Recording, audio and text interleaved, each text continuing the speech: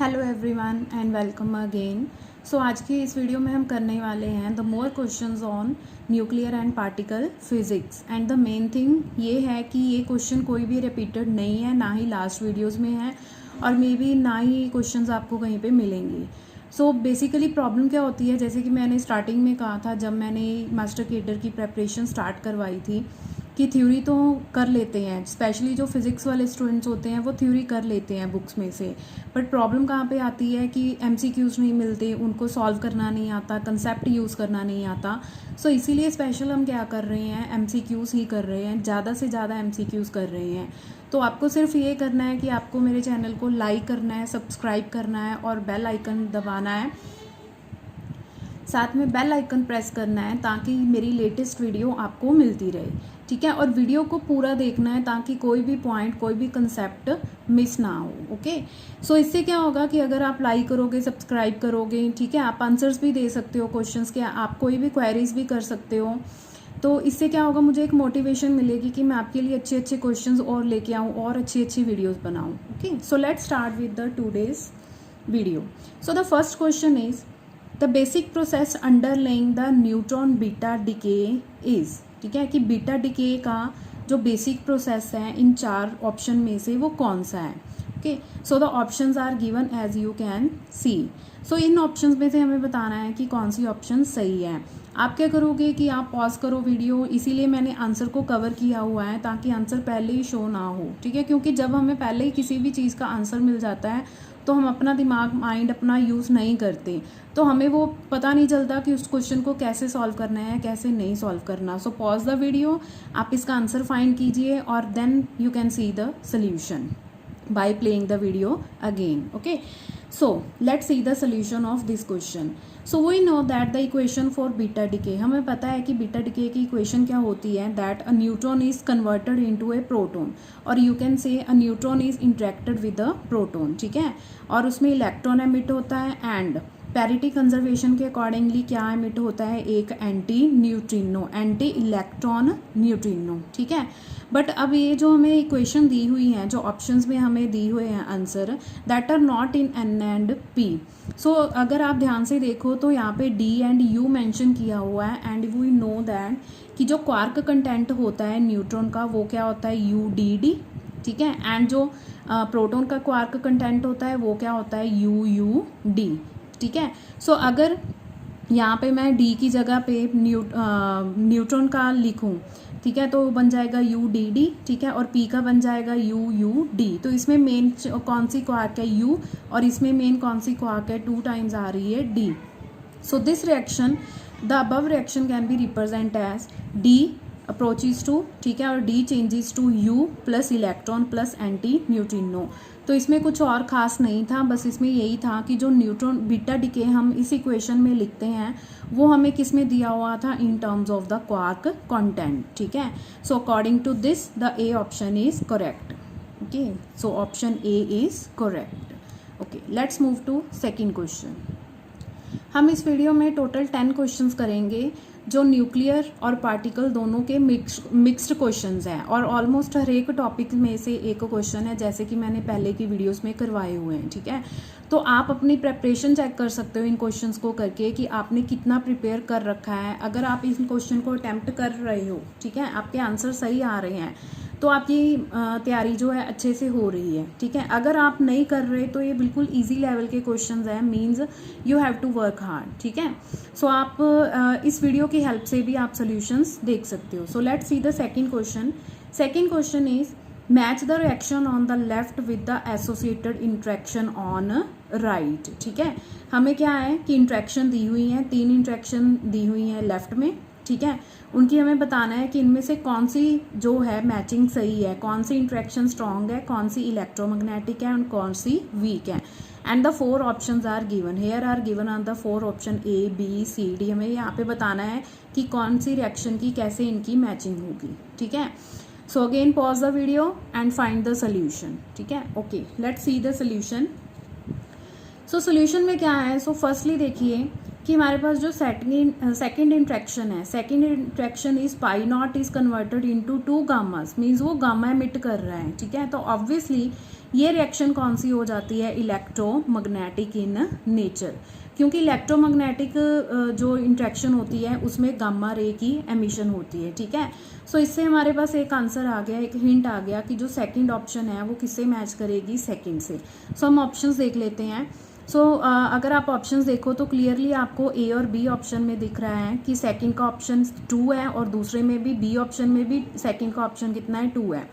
Third में 2 का 1 है और फोर्थ में भी 2 का 1 है। मीन्स सी और डी अब हमारे लिए क्या होगी, कैंसिल होगी। अब आपको क्या है कि इन दोनों में से एक रिएक्शन कोई भी आप चूज कर लो, ठीक है। उसमें से देख लो कि स्ट्रॉन्ग कौन सी है और वीक कौन सी है। तो अगर हमने एक भी फाइंड कर लिया तो हमारे पास आंसर आ जाएगा। क्वेश्चन में क्या होता है कि वहाँ पे ऐसा नहीं होता कि हमें सारा का सारा क्वेश्चन सॉल्व करना होता है।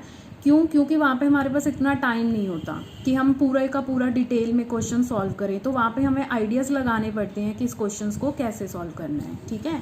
So here is the solution of second question. So मैंने आपको बता दिया कि जो सेकेंड है रिएक्शन जिसमें गामा एमिट हो रहा है वो तो होगी हमारे पास इलेक्ट्रोमैग्नेटिक इन नेचर। अब हमें देखना है कि जो फर्स्ट है वो स्ट्रॉन्ग है या वीक है। So let's check for third equation. Third equation मैं चेक कर रही हूँ, ठीक है।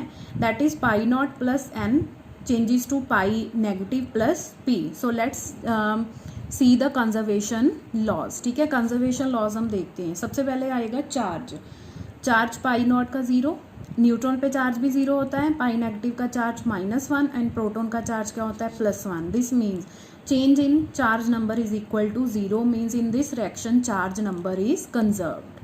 Okay, so second baryon number, pi are mesons, so इनके लिए baryon number क्या हो जाएगा, 0 and neutron and protons are baryon, so इन दोनों के लिए baryon number कितना हो जाएगा, 1। ये कंजर्वेशन लॉज होते हैं जिसमें baryon number असाइन किया जाता है 1 फॉर ऑल द बेरियॉन्स, ठीक है, and -1 for all the anti baryons, उनके एंटी पार्टिकल्स के लिए।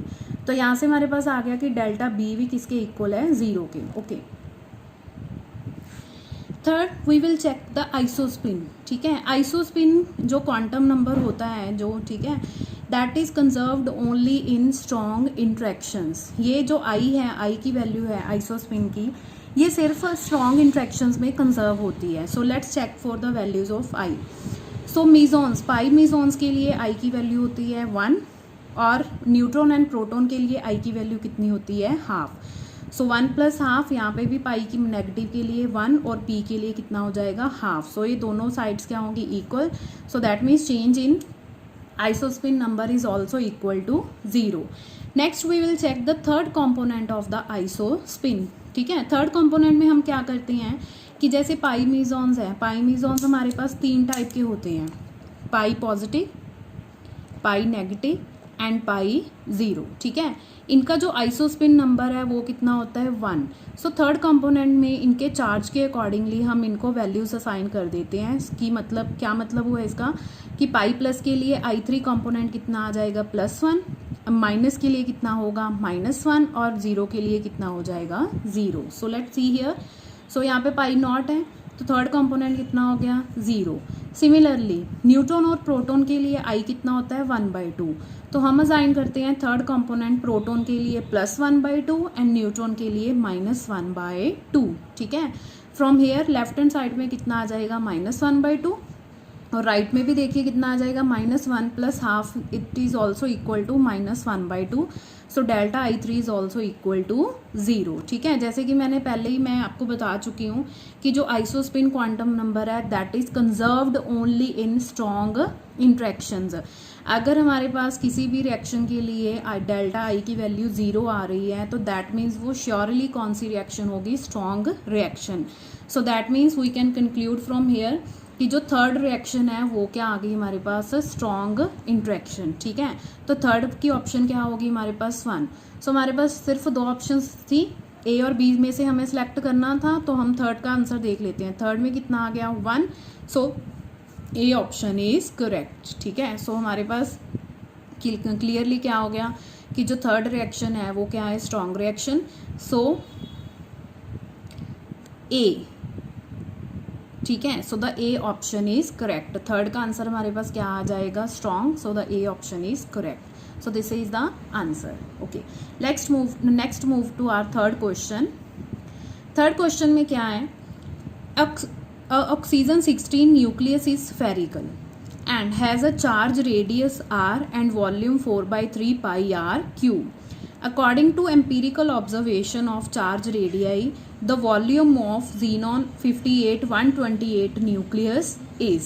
Now see here, हमें यहाँ पे रेडियस नहीं फाइंड करना है इस न्यूक्लियस का, हमें फाइंड करना है the volume of the nucleus. Okay, so बिल्कुल इजी है. सबसे पहले हम क्या करेंगे, रेडियस फाइंड कर लेंगे और उसके बाद हमें पता है कि वॉल्यूम क्या होता है 4/3 pi R cube, and then we will substitute the value of R here and we can calculate the volume. So let's see how to calculate the R of xenon nuclei. So the options are 8V, 2V, 6.7V and 1.89V. ठीक है, where V is the volume of oxygen molecule. Okay, oxygen nuclei. So as R is equal to R naught A raise to power 1/3. ठीक है, तो हम ratio find कर लेंगे. क्यों? क्योंकि हमें दोनों का मास नंबर पता है. अगर हमें दोनों का मास नंबर पता है and we also know the radius of oxygen atom, ठीक है, तो हम क्या फाइंड कर लेंगे, फर्स्टली रेडियस ऑफ xenon. ठीक है, so R xe divided by R not. R यहाँ पे क्या है, ओ है, ओ फॉर ऑक्सीजन. ठीक है, R naught divided by R not.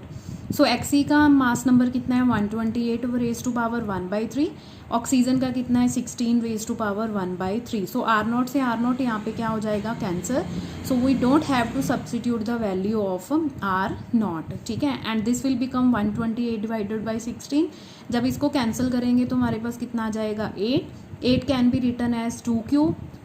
3 से 3 कैंसिल हो जाएगा. सो हमारे पास आंसर कितना आ गया 2. दैट मीन्स कि R xenon is equal to 2 times of R oxygen. ठीक है, अब हमारे पास रेडियस आ गया. Now we can calculate the volume. So volume किसके इक्वल आ जाएगा 4/3 pi R xe cube.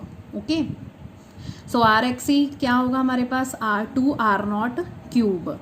So ये बन जाएगा 4/3 पाई आर नॉट क्यूब, मैंने आगे रख लिया, एंड 2 क्यूब कितना हो गया 8. Now what is this represent, this represent the volume of oxygen. ठीक है, दैट इज गिवन V. तो हमारे पास कितना आंसर आ गया 8V. यहाँ पे लिखा हुआ है कि वॉल्यूम है ऑक्सीजन का वो कितना है V not is equal to VO is equal to 4/3 pi RO cube. So हमारे पास आंसर कितना आ गया V xenon is equal to 8 times of volume of oxygen. So according to this A option is correct. Okay, so let's move to our next question. So next question is the strangeness quantum number is conserved in. ठीक है, हमारे पास 3 type की interactions हम देखते हैं, strong, week and electromagnetic. तो हमें ये बताना है कि जो स्ट्रेंजनेस क्वांटम नंबर होता है दैट इज S. ठीक है, वो किस रिएक्शन में कंजर्व होता है, किस में, एक में होता है या 2 में होता है, वो तीनों में होता है. ये चारों ऑप्शंस हमें गिवन है. तो सबसे पहले तो हम ये जान लेते हैं कि स्ट्रेंजनेस क्वांटम नंबर होता क्या है और ये किसको असाइन किया जाता है. Strangeness obviously the name represent, as the name represent, जैसे कि इसका नेम ही क्या है स्ट्रेंज. तो पार्टिकल फिजिक्स में हम क्या करते हैं, जब पार्टिकल की डिस्ट्रीब्यूशंस करते हैं तो उसमें कुछ पार्टिकल्स ऐसे होते हैं जिनका बिहेवियर क्या होता है, दूसरों से अलग होता है. That is they have strange behaviour. वो स्ट्रेंज बिहेवियर किसके कारण होता है, क्योंकि दे अकर इन पेयर्स, वो पेयर्स में एग्जिस्ट करते हैं. ठीक है, सो जो पेयर्स में एग्जिस्ट करते हैं उनको हम स्ट्रेंज पार्टिकल्स कहते हैं, and we assign a quantum number to them that is called strange quantum number. ठीक है, और जो पार्टिकल्स होते हैं उनके लिए स्ट्रेंज क्वांटम नंबर होता है हमारे पास -1. लाइक केऑन्स, जो केऑन्स हैं वो एग्जिस्ट करते हैं पेयर्स में.